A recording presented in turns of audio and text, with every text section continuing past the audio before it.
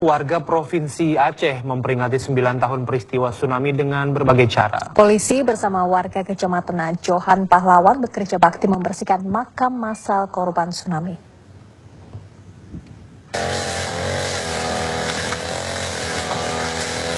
Terdapat 2 makam massal di Desa Suwak Indrapuri, Johan Pahlawan, Aceh Barat.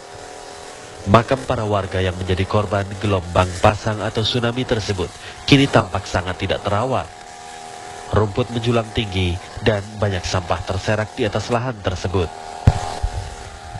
Padahal makam massal adalah bukti sejarah kedahsyatan bencana alam gempa bumi terkuat serta tsunami yang terjadi tepat 9 tahun lalu.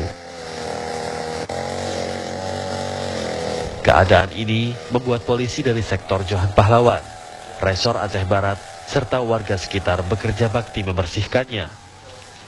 Mereka ingin memberi penghormatan pada para korban, sekaligus mengenang bencana gempa besar, serta gelombang tsunami 9 tahun lalu.